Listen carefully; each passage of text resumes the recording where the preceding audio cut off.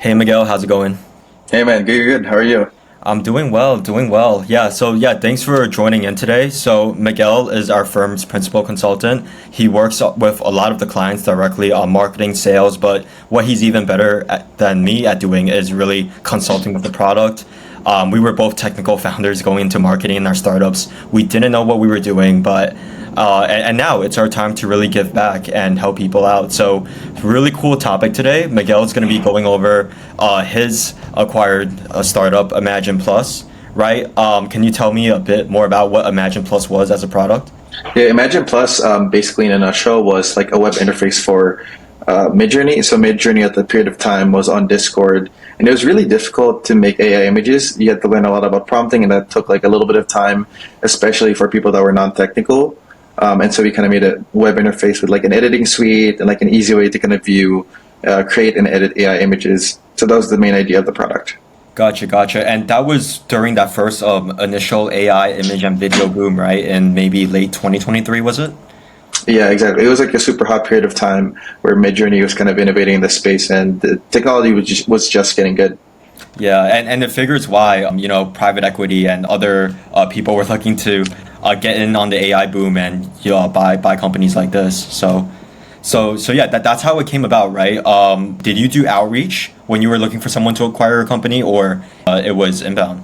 So it was actually inbound. So someone from private equity reached out to us. He was kind of running like a smaller firm, and so he was one of the people running it. And so he reached out to us to see if we could figure out a deal to help like scale and like build the product even further. Oh, got it, got it. So he came in inbound. Were you guys looking at getting like selling the company, or were you trying to take it to the moon? Ideally, we were trying to take it to the moon, but we like for us to really consider it, like the partnership made like a lot of sense. They would kind of like give us like a little bit of capital to work with and kind of like help us out in growing the product.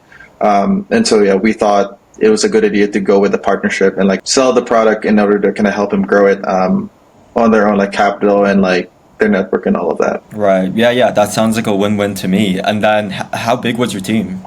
So there's three of us. So there's me and like another engineer. So two technical people, and we had a designer helping us a lot in the very start in order to help build the product.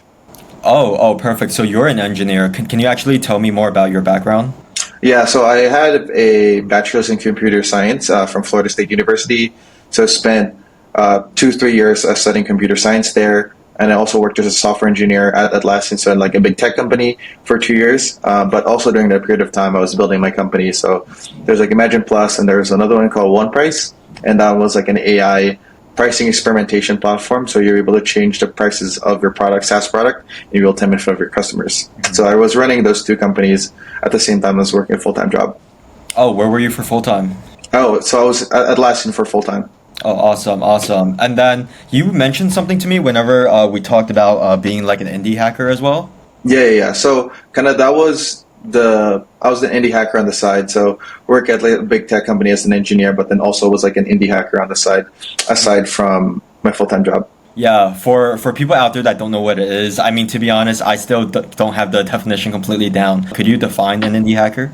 So like an indie hacker can be like a solo developer or like a small team of people kind of bootstrapping cash flowing based SaaS businesses. So that's the basic idea of what like an indie hacker is. Gotcha, gotcha. Well, so would you define that as anybody who builds a company quick and just sells it and moves on to the next project? There's like multiple ways you can approach it. You can do, kind of do it in that way. But what I see a lot of people do is they really focus and hone in on one product and take some time growing it and building it out. But then I've also seen some people take like the portfolio approach of building or acquiring like multiple cash flowing like SaaS businesses and just taking them to the next level.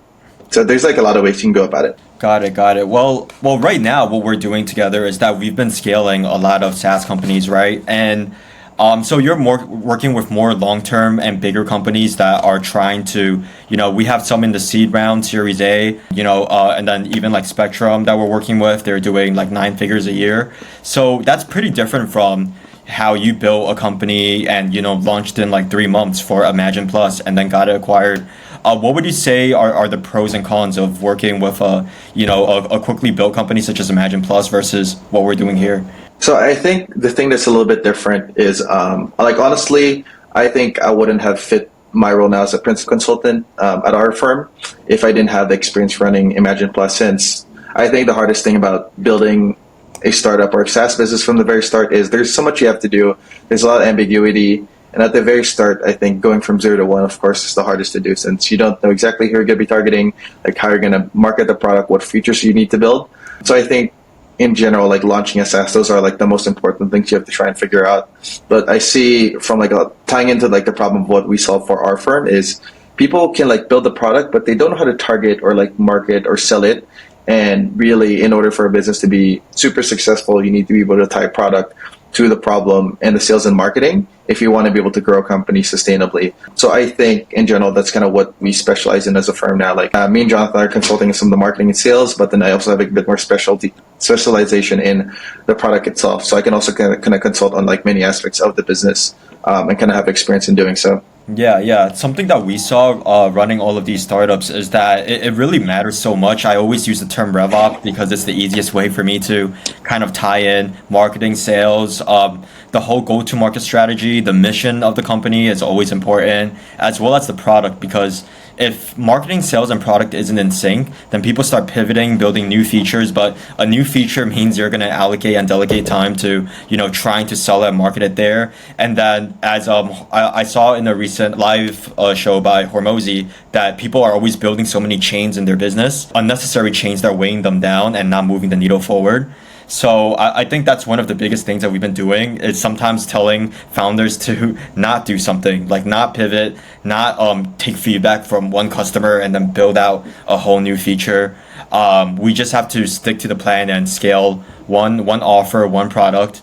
And like you were just saying, I definitely think 0 to 1, that's the hardest part. When me and Cam did Crew Home, or even for my Clasavo startup to the first 100K, that's the hardest part.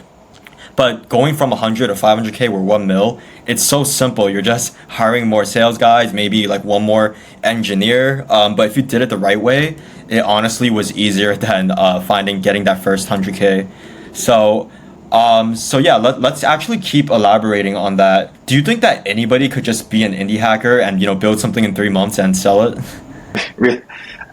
Honestly, I think it's very difficult. Like I think if you're not used to learning fast multiple skills at the same time, and especially I think with like how like a lot of school, like a lot of education is structured, it's like a lot of specialization. So people are kind of guiding you towards specializing in one thing, but in order to be able to do this successfully, you need to be able to do a lot of different things at the same time, and a lot of them will not correlate with each other, right? So like marketing, sales, engineering, product, those can be all very different things, and they all like need very different skill sets in order to do them. So I think really just being able to learn those very quickly and being able to be productive as quickly as possible is super important in terms of being an indie hacker and being fast, because really startups are all about speed, and all about like maximizing your capabilities as a person. So really doing the most you can with the least amount of people and resources possible, I think is very important. So like in my opinion, I think if you're not very organized in terms of like learning your skills and being able to apply them efficiently, it's going to be very difficult for you in order to succeed, since there's a lot to do, and you need to be able to make yourself capable of doing all of them at the same time, right? So I don't think it's for everyone, since I know some people are kind of really used to kind of doing one thing very, very well, and sure that like helps a lot, but in this space it's not really going to work out if you don't know how to learn very fast and things that you're not really familiar and uncomfortable with. Yeah, people always talk about in startups wearing multiple hats. I think that's the fun term for it. And then so you're saying that perhaps you could be good at coding, right? I'm sure you guys, all three of you, are phenomenal engineers. I know that for a fact. But maybe they wouldn't be good at learning distribution and the other aspects of the business, perhaps even operations and organization. Even I slack off on the admin work sometime for sure. The distribution. How do you feel like your team understood that compared to other teams that have built a product? And so I think the main thing we're really good at as a team is kind of reverse engineering what people are already doing. And so kind of we were looking at similar products or similar competitors to what was already out there. And we were able to, like, all the information out there for sales and marketing, it's already out there. Like, it's really not that hard to reverse engineer. So I think, in my opinion, the 80/20 is kind of starting from like a really good base that's already been working and improving on it even better, since it's just a lot more efficient to figure out what's working, and using that and then just making it even better and even more competitive than just like fumbling around trying to figure out a million different things, and then you're wasting time, money, resources, things that are very valuable, especially going from 0 to 1. That's where you're gonna trying to be very effective with like how much capital you have, how much time you have, and the manpower you have. Like you don't have like a lot of options available with people with more capital, more manpower. So you're trying to be very fast, and being very effective with what you have currently. Right, right. Yeah, I love how you apply the 80/20 rule to that because I was consulting somebody who was building a CRM product recently and she couldn't figure out the messaging. She had 0 paying users at the moment, but they were a well pre-seed funded startup. And what I said is, why don't you just go on Facebook ad library or even Google's Transparency Center and then see what hooks HubSpot is using on their ads. And then from there, because they've been running it for a while, and these guys are filthy rich. Maybe they're spending like even 100K a month on ads. Who knows? From that, you can, even if you only have budget to do outbound, you can flip what they're doing inbound from the paid ads, and then write an outbound script for it, and that's your email, LinkedIn, SMS, like whatever which channel you're doing. So yeah, I wouldn't take what's not broken and try to fix it. And yeah, it's not going to work every single time, right? Because your product isn't exactly the same, but that's where the other 20%, the optimization through the coming months. But for a fact that their messaging works if you're selling a CRM, something about 80% the same. And you just have to make a little tweak. So yeah, that's just top of funnel. Oh, so Miguel, you said that at your peak, you had about 3,700 active users per month on Imagine Plus, right? Yeah, exactly. Oh, great. So how did you get it there so fast within just 2-3 months? I think also one important thing is during that period of time, AI was super hot. So everyone was looking for AI products. And one thing I used really well, like a lot of the traffic really was free, right? So one thing that people were using during the period of time was AI directories. And what I did was post our listing on AI directories. And there's already a lot of traffic going to them, and posting to these AI directories was basically free. I didn't really have to like pay anything for these listings. And so what it did is that brought in like a lot of high intent traffic and also boosted our SEO. And so we were also starting to rank from Google just from some of the links I've been placing on other websites. But really most of our traffic was coming from AI product directories. Like AI was so hot, and we were just able to get so much traffic from really like a few places during our period of time. I remember I think there's an AI for that, got like a lot of our traffic, super high intent traffic. So we got like a lot of paying users from that.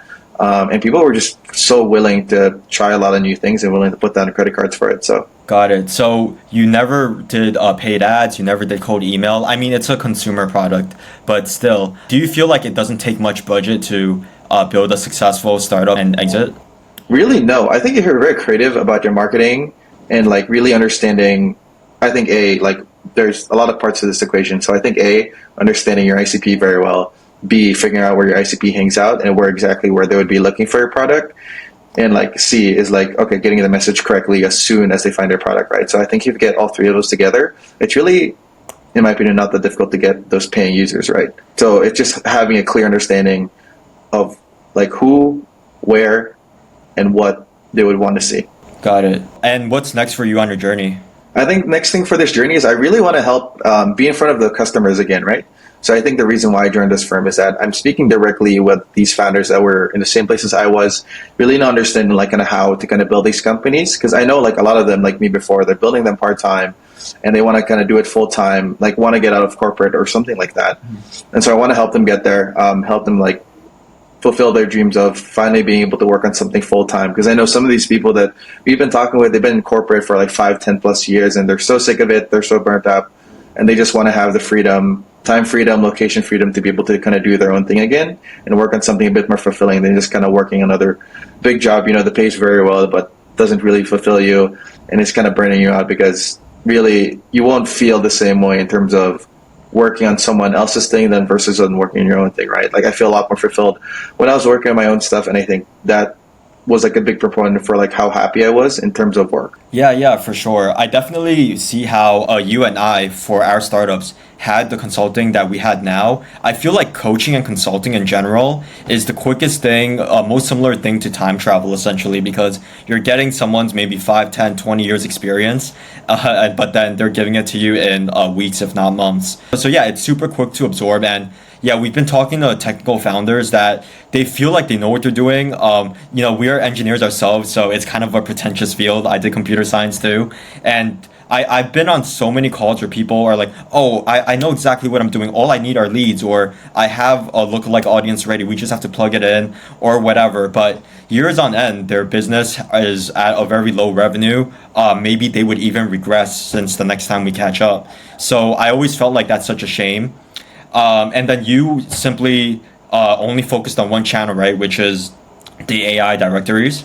Yeah, so like a lot of organic. Because really, I think also one thing that people don't realize is if your organic traffic is not paying for a product and you're only able to grow via paid traffic, then your startup's not going to work out, right? Like organically, people need to be able to want to sign up and pay for it without kind of being incentivized with capital. So for example, like if you're running paid ads and only paid ads is working, that's not going to end up well in the long run since maybe you're not going to be able to grow it organically. And if, especially for consumer, like if you want to grow fast without leaking users, you need to be able to grow organically very well. Right, right. And that's why I always recommend that someone just for the company has to pick two channels. It doesn't matter what it is. I truly believe, even though paid ads and cold email have been my strongest channels for my companies, but you can spend the 10,000 hours, as they say in that quote, to perfect any skill you want. Building your client acquisition channel is just like building a startup in itself. And once you spend the 10,000 hours perfecting and optimizing that funnel, it can all work out. So even though we don't do as much organic with our clients right now, it's incredible and completely doable how you grew with organic. And then, we're experts in paid ads and cold email or cold calling a bit as well. And anything could really work. So props to you. Yeah, thanks for, telling everybody a bit more about Abandon Plus today. Anything else you want to add on? I think that should be it. Thank you so much for this call, Jonathan. Yeah, yeah, for sure. All right, yep. We'll call it here. Thanks, Miguel. Cool.